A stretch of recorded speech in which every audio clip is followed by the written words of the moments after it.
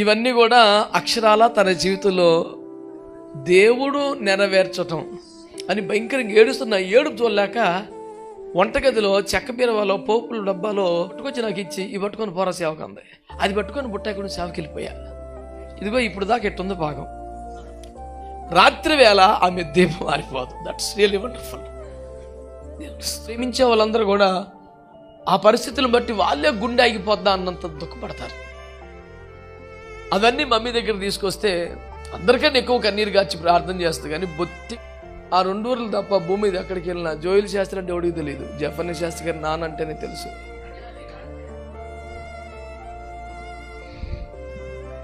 ఒక తండ్రికి ఎంతకన్నా ఏం కావాలి? చాలు, దేవునికి స్తోత్రం అని కూర్చుని ఏం చెప్పాలి వాక్యం. ఇక వెంటనే జఫర్ని శాస్త్రి వాక్యం నా వల్ల మాట్లాడడం.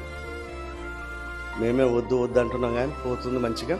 అందరూ మంచిగా ప్రేమగా సొంత తల్లి కంటే ఎక్కువగా ఆత్మ సంబంధమైన ఆ బంధంతో చేర్చుకుని మంచిగా చూసుకుంటున్నారని మమ్మీ చెప్పడం. ఇది ప్రసంగ సభ కాదు, కృతజ్ఞత కూడిక. మరి దేవుడు మనందరి కోసం ప్రార్థన చేసి నమ్మకంగా చేతులెత్తి కన్నీరు గార్చే తల్లిగా తానున్నారు కనుక మన పరిచర్లకు ఆశీర్వాదం కలిగే వరకు పట్టు వదలకుండా దేవుని సన్నిధిలో గోజాడే ఒక భారం కలిగిన తల్లిగా దేవుడు తనను ఉంచారు కనుక వారి జన్మదినానికి శుభాకాంక్షలు పలకటమే కూడా. మొదట మరి మమ్మీ ఆ వర్షం చూస్తేనే ఎంతో ముచ్చటగా ఉంది. అన్నయ్య మమ్మీని ఇటు కూర్చోబెడదామా అని చెప్పి అన్నాడు. లేదు అసలు ఆ ఫ్రేమే బేభత్సంగా ఉందట్టు ఉన్నాయి అని చెప్పి అన్నాను. హల్లెలూయా. కాబట్టి మొదట మరి శుభాకాంక్షలు అక్క చెప్తే తర్వాత ఇద్దరు కోడలు చెప్తారు. వారి వరుసలో కూర్చోవటం కొంచెం అటు ఇటు అయినా మరి మీరేమి చెప్పరా అంటే నేను నా వంతుగా చదివేస్తాను. హల్లెలూయా. ఎందుకంటే జఫన్యా పట్టుకుంటే కొంచెం లేట్ అవ్వచ్చు. ఆ భయం మీకంటే నాకుంది. అందుకని ఆ మిక్కిలి భయముతో వణుకుతో ఒక వచనం చదివేసి సరిపెడతాను. సామెతల గ్రంథం 31వ అధ్యాయం. ఆమె చీకటితోనే లేచి తన ఇంటి వారికి భోజనము సిద్ధపరచును, తన పనికెత్తలకు బత్యము ఏర్పరచును. ఆమె పొలమును చూచి దానిని తీసుకును. ఇంకా అసలు పైనుంచి కూడా చదవాలి కదా అనే ఆలోచన మీకు రావచ్చు. అది పెద్దవాళ్ళకి సంబంధించింది. నా వరకు నేను చదువుతున్నాను. మీరు ఈ వాక్యంలో కూడా సగం గ్రేడింగ్ చేస్తాడా సగం కొట్టేస్తాడా అని అనకండి. కుమారుడి స్థాయిలో చదువుతున్నాను. మీరు ఇక అంతకన్నా మీరు ఎక్కువగా నన్ను ఏమనొద్దని మనం చేసుకుంటున్నాను. ఇవన్నీ కూడా అక్షరాల తన జీవితంలో దేవుడు నెరవేర్చటం, తన వంతు తాను నెరవేర్చటం మా కల్లారా మేము చూసిన ధైర్యంతో చదువుతున్నాను. దేవునికి స్తోత్రం కలుగునగాక. ఆమె చీకటితోనే లేచి అన్న దగ్గర నుంచి మేము చూస్తున్న విషయాలే ఇవన్నీ కూడా. బైబిల్లో ఇట్లా ఉంది, ఇట్లా ఉంటే బాగుండు కదా అనే ఫీల్ లేదు. మా మమ్మీ ఇట్టే ఉంది కదా అనే ఫీల్తోనే చదువుతున్నాను. స్తోత్రం. హల్లెలూయా. తన ఇంటి వారికి భోజనము సిద్ధపరచు, తన పనికెత్తలకు బత్యం ఏర్పరచును. ఆమె పొలమును చూసి దాన్ని తీసుకెళ్ళను, తమ కూడబెట్టిన ద్రవ్యం పెట్టి ద్రాక్ష తోట ఒకటి నాటించును. మరి దీంట్లో ఒక చిన్న బ్రేక్. క్షమించండి. నన్ను దేవుడు చాలా చిన్న వయసులోనే సేవకు వెళ్ళిపోమని చెప్పాడు. నన్ను సేవ కొరకే పెంచారు, సేవ కొరకే అడిగి పొందుకున్నారు. చిన్నప్పటి నుంచి సేవే నేర్పారు. కానీ ఇంకొంత కాలం తర్వాత పంపాలి, ఇంకా అనుభవం రావాలి అనే సిద్ధపాటులో ఉండగా దేవుడు బలవంతంగా నన్ను వెళ్ళిపోమని దేవుడు ఫోర్స్ చేస్తాను. డాడీ దగ్గరికి వెళ్ళి నాకు ఛార్జీకి డబ్బులు ఇవ్వండి వెళ్ళిపోతాను, దేవుడు పలానా ఊరు చూపించారు నాకు, హేమాదలబా అని చెప్పి డాడీ కోపడ్డాడు. మమ్మీ దగ్గరికి వెళ్తే నా దగ్గర కూడా డబ్బులు లేవు నానంది. నేను ఒక మూల కూర్చొని ఏడుస్తున్నాను. నాదే దేవుడేమో వెళ్ళిపోమంటున్నాడు, వీళ్ళేమో ఛార్జీ కూడా డబ్బులు ఎత్తలేదు అని భయంకరంగా ఏడుస్తున్నా. ఏడుపు చూడలేక వంటగదిలో చెక్క బీరవాలో పోపుల డబ్బాలో అసలు 20 పైసల బిల్లలో ఎవడు తీసుకోడాక ఆ 20 పైసల బిల్లలన్నీ ఒక దోసిడి పట్టుకొచ్చి నాకు ఇచ్చి ఈ పట్టుకొని పోరా సేవకు అంది. అవి పట్టుకొని బస్ స్టాండ్ పక్కన మా చిన్నప్పటి జిల్లా కిరాణా కొట్టు గోపాలం కొట్టులో ఇస్తే 20 రూపాయల కాగితం ఇచ్చాడు కరెక్ట్గా. అది పట్టుకొని బుట్టాకుని సేవకి వెళ్ళిపోయా. ఇదిగో ఇప్పుడు దాకా ఎట్టుంది భాగం. స్తోత్రం చెప్పండి. ఆమె కూడబెట్టిన ద్రవ్యమునిచ్చి ద్రాక్ష తోట ఒకటి నాటిస్తే అందులో 1000 మంది పనిచేస్తున్నారని మీకు నేను మనవి చేస్తున్నాను. దేవునికి స్తోత్రం కలుగునగాక. ఆమె నడికట్టు చేత నడుము బలపరుచుకొని చేతులతో బలముగా పనిచేసింది. ఆ విషయం నాకు తెలుసు గనక ఆమె పనికి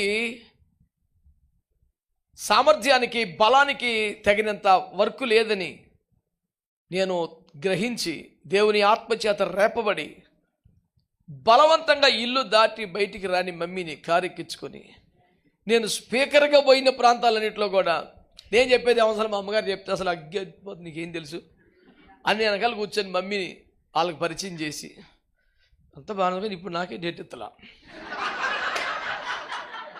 కూతురికి మాత్రం సూర్యాపేట దగ్గర కాబట్టి పద్మతాకి ఎత్తుంది, మాకు సంవత్సరానికి 1 2 అట్లా చేస్తుంది. మరి అందరి సమక్షంలో పెడుతున్నాం, తగ్గు దేవుని స్తోత్రం. ఎందుకంటే డాడీ ఉన్నప్పుడు తనకి కామవరపుకోట, సంఘము, డాడీ, మేమే ఒక ప్రపంచం దాటి దాదాపు ఒక 20-30 సంవత్సరాలు తన ఇంట్లోంచి బయటికి రాల వివాహ జీవితం తర్వాత.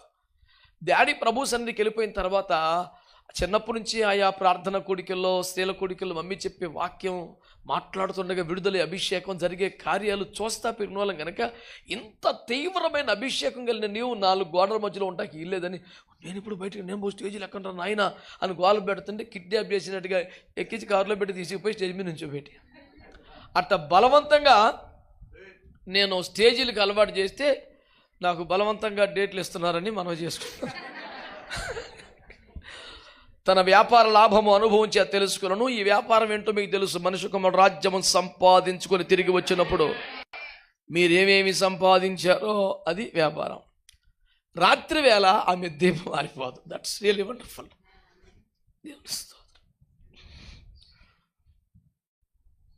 దీనులకు తన చేయి చాపును, దరిద్రులకు తన చేతి చాపును, తన ఇంటి వారికి చలి తగులని భయపడదు. మాకొచ్చే కష్టాలు, మాకొచ్చే శ్రమలు, నిందలు, అవమానాలు, అసలు మమ్మల్ని ప్రేమించే వాళ్ళందరూ కూడా ఆ పరిస్థితులను బట్టి వాళ్ళే గుండె ఆగిపోద్దా అన్నంత దుఃఖపడతారు. అవన్నీ మమ్మీ దగ్గర తీసుకొస్తే అందరికన్నా ఎక్కువ కన్నీరు గార్చి ప్రార్థన చేస్తుంది, కానీ బొత్తిగా భయపడని వ్యక్తి ఆమె ఒకతే. ఏం కాదు నా పిల్లలకి, వాళ్ళు ప్రభు చేతిలో ఉన్నారు అని అద్భుతంగా చెప్పగలిగిన ఒక తల్లి. అందుకనే ఆ మాట చదివాను. దేవునికి స్తోత్రం కలుగును గాక. ఆమె ఇంటి వారందరూ రక్తవర్ణ వస్త్రములు ధరించిన వారు. ఆమె పరుపులను సిద్ధపరచుకులను, బట్టలు సన్నపు నారు బట్టలు, రక్తవర్ణపు వస్త్రములు. ఆమె పెనిమిటి దేశ పెద్దలతో కూడా కూర్చుండు. గవని వద్ద పేరుగొన్న వాడై ఉండను. ఆమె నారబట్టలు నేయించామును. నాన్నగారికి ఉన్న పేరు గురించి చాలామందికి తెలుసు, కానీ నాకు సంతోషం కలిగించే అప్పటికి స్థాయికి మించిందని ఉక్కిరి బిక్కిరిపోయి కంగారు పడిపోయిన మాట ఒకటి ఉంది. అమ్మో ఈ మాటకి నేను తగనని భయపడిపోయి ఓసారి విశాఖపట్నంలో వివాహమైన కొత్తలో డాడీ అసలు మేము చెప్పకుండా మాకేం తెలియకుండా వచ్చేసారు. సడన్గా ఇప్పుడు వస్తే ఫోన్ చేసి వస్తారు కదా, వస్తానరా అని సైలెంట్గా వచ్చారు. నేను నా భార్య యానం సభలకు వెళ్ళటానికి తయారయ్యాం. ఆల్మోస్ట్ ఇక తాళం వేస్తున్నాం అనమాట, బ్యాగులతో రెడీకుండా సూట్ కేసులతో. ఎవరో తలుపు కొట్టేటప్పుడు తీస్తే డాడీ ఉన్నాడు. యాక్చువల్ డాడీ వస్తే సంతోషం వెల్కమ్ చేయాలి కదా, మేము క్వశ్చన్ ముఖం పేస్తూ ఉన్నాం. ఏంట్రా అన్నాడు సీరియస్. చెప్పకుండా వచ్చి వెళ్ళిపోను అయితే అన్నాడు. ఇక ఆ స్పీడ్ అసలు మీకు తెలియదు, ఇంక చాలా బీభత్సంగా ఉంటుంది. అది కాదు డాడీ, ఇట్లా యానా మీటింగ్ చెప్పకుండా వచ్చాడు, రావాలనిపించింది వచ్చాను, నేను చెప్పాలేంటి నువ్వురే. కాదు డాడీ మేము యానం సభలకు వెళ్తాము. వెళ్ళండి నేను వెళ్ళిపోతున్నాను. అలా కాదు డాడీ, నువ్వు కూడా మాతో వస్తే పదా అన్నాడు. ఎందుకు వస్తాడు అనుకోలే మేము. ఇక ఈ అమ్మాయి నా పెద్ద నేను మటుకు వెళ్దాం అని రకరకాలుగా అంత టైమే 1 నిమిషంలో ఎన్ని ఆలోచనలు జరుగుతున్నాయి. సరే వస్తా పదా అన్నాడు. జస్ట్ బాత్రూమ్కి వెళ్ళి వచ్చి పదా అని చెప్పి అన్నాడు. తీసుకెళ్ళిపోయాం. ఒక మంచి లాడ్జీ ఇచ్చారు నేలపల్లి శాంసన్ గారి సభలో యానంలో. ఇక డాడీ ఉన్నారు కదా, నేను పెద్దవాళ్ళు ఉన్నారు కదని, నాన్నగారు వచ్చారు కదా, నాన్నగారు కొంచెంసేపు ఇవ్వండి, ఆ తర్వాత నేను చెప్తానులే అని చెప్పేసి ఆయన అన్న మీ నాన్నగారండి అయ్యి బాబోయ్ అని ఆయన సంతోషపడిపోయి ఆయన వాడిని బాగా చెప్తున్నాను. వజ్రం లాంటి కొడుకును కన్నా దైవ సేవకుడు మన మధ్యలో ఉన్నారు, వారు కొద్ది నిమిషములు మాట్లాడాక అప్పుడు జపనే గారు వాక్యం అన్నాడు. ఈయన మైకి పట్టుకొని మా డాడీ చాలా చిన్నగా మెల్లిగా మాట్లాడ చాలా ఘాటుగా మాట్లాడతాడు, కానీ ఆ చీమ పచ్చిమిరకాయ స్టైల్ అనమాట. కనపడదు కానీ బేబచ్చని ఘాటు ఉంటుంది. చాలా చిన్న స్వరం మైకి పట్టుకొని అందరికీ వందనాలు. ఇది కొంచెం ఉప్పు ఎక్కువైంది. అంటే అంటే మైక్ పెట్టుకుని అందరికీ వందనాలు. జఫనీ శాస్త్రి ఆడు చూసిన పోస్టర్లో కటౌట్లు ఉన్నాయి, కానీ మా ఊళ్ళో ఎవడికి తెలీదు. మైక్లో కొన్ని వేల మంది జనం ఉన్న సభలో అక్కడ ఎటు చూసినా నా కటౌట్లే, పోస్టర్లే, బ్యానర్లే, ఎటు చూసినా అయ్యే ఉంటే వేల కొలది జనం వచ్చి కూర్చొని ఉంటే ఆడు చూసిన జఫనీ అని వీడు ఎవడికి తెలియదు. అక్కడ జోయిలి శాస్త్రి గారు అబ్బాయి అంటేనే తెలుసు.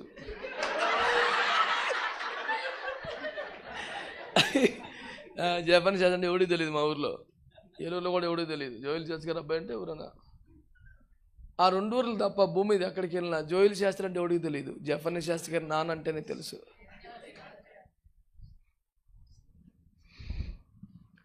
ఒక తండ్రికి ఎంతకన్నా ఏం కావాలి? చాలు, దేవునికి స్తోత్రం అని కూర్చుని పోయి ఏం చెప్పాలి వాక్యం. ఇక వెంటనే జఫనీ శాస్త్రి వాక్యం నా వల్ల మాట్లాడడం. ఇంకోళ్ళు రిక్వెస్ట్ చేసి ఒక పాట పాడండి బాబు, నేను మాట్లాడలేను ఇప్పుడంటే. అలాంటి ఒక అద్భుతమైన పెంపకంలో దేవుని సేవకు వచ్చాం. నా సాక్ష్యం యూట్యూబ్లో ఉంటుంది. కొన్ని వేల మంది క్షమించుడు అప్పుడు మీరు క్షమించబడదురు అనే సాక్ష్యం ద్వారా ప్రభావితులై నిజమైన మార్మసులోకి వచ్చిన సేవకులే 100 మంది ఉన్నారు. అందులో ఒక మాట అంటాను, దేవుని కృపలో మద్యపానం లేకుండా, సిగరెట్లు లేకుండా, సినిమాలు కూడా లేకుండా, ఏ పాపిష్టి స్నేహాల్లో పడిపోకుండా ఈ రోజు వరకు మేము ఉన్నాము అంటే అది మా భక్తి సాధన కాదు, మా తల్లిదండ్రుల పెంపకం అని చెప్పాను. ఆ సాక్ష్యం మొత్తంలో ఫస్ట్ స్టేట్మెంట్ అది. ఇది మా అద్భుతమైన భక్తి సాధన కాదు, వాళ్ళ అద్భుతమైన పెంపకం. దేవునికి మహిమ, తల్లిదండ్రులకి ఈ ఘనత నేను చెప్పాను. దాని సందర్భంగా జ్ఞాపకం చేస్తున్నాను.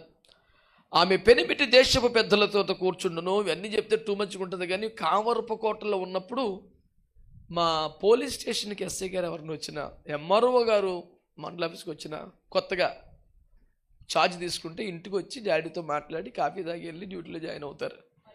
దాన్ని బట్టి మీరు ఇంకా అర్థం చేసుకోండి, టూ మచ్గా నేను మాట్లాడకూడదు. దేవునికి స్తోత్రం. ఆమె నారబట్టలు నేయించమును, నడికట్లను వర్తకులు కమ్మును, బలమును ఘనతయు ఆమెకు వస్త్రములు. ఆమె రాబో కాలం విషయమే నిర్భయముగా ఉండును, జ్ఞానము కలిగి తన నోరు తెరిచును, కృపగల ఉపదేశము ఆమె బోధించును. ఆమె తన ఇంటి వారి నడతలను బాగుగా కనిపెట్టును, పని చేయకుండా భోజనం చేయదు. ఆమె కుమారులు, ఆమె కుమార్తెలు లేచి ఆమెను ధన్యురాలు అంటున్నాము. దేవునికి స్తోత్రం.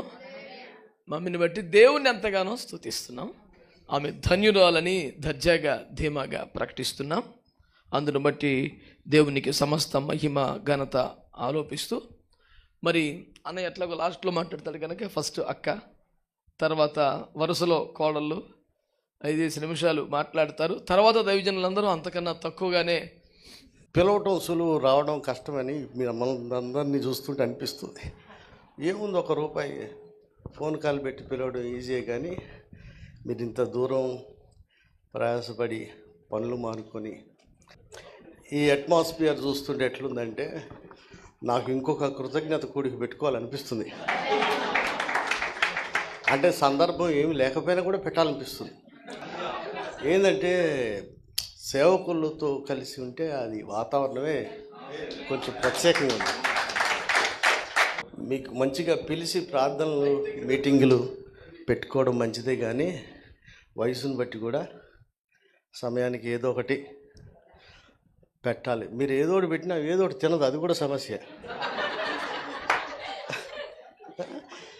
కనుక మీరు ఎక్కడికి వెళ్ళినా సరే ఇంతవరకు మమ్మీ ఏ పాస్టర్ గారి మీద కానీ సేవకురాల మీద కంప్లైంట్ చెప్పలే. మేమే వద్దు అంటున్నాం, కానీ పోతుంది మంచిగా. అందరూ మంచిగా ప్రేమగా సొంత తల్లి కంటే ఎక్కువగా ఆత్మ సంబంధమైన ఆ బంధంతో చేర్చుకుని మంచిగా చూసుకుంటున్నారని మమ్మీ చెప్పడం, దాన్ని బట్టి నేను మిమ్మల్ని అందరిని బట్టి దేవుని స్తుతిస్తూ ఉన్నా. ఇకపోతే ఫ్యామిలీ గురించి ఒక మాట అందరు చెప్పి నేను కూడా చెప్తా.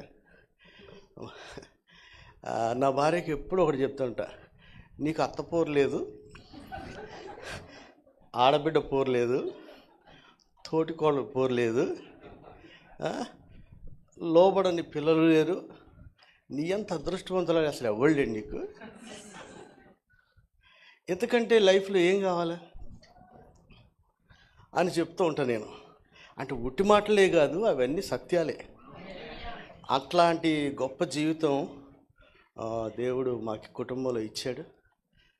తల్లిదండ్రులు ప్రార్థన, సేవకుల ప్రార్థన. ముఖ్యంగా నేను ఏమాత్రం అటు ఇటు తిరిగి నార్త్ వెళ్తున్నా అంటే ఐఎఫ్జే సేవకులు చేస్తున్నటువంటి ప్రార్థనలు అవి వెలకట్టలేదు. ఎంతెంత డేంజరస్ ప్లేస్కి వెళ్తున్నాం కానీ చాలా ధైర్యంగా బలంగా వెళ్ళడానికి సేవకుల ప్రార్థన. వాళ్ళందరూ అట్లా ప్రార్థన చేయడానికి మా తమ్ముడు అంత బాగా చెప్తాడు. మా వాడు చెప్తే ఎవరికైనా చేయాలనిపిస్తుంది, అంత బాగా చెప్పగలడు. కాబట్టి ప్రార్థన చేసిన మీ అందరికీ వందనాలు.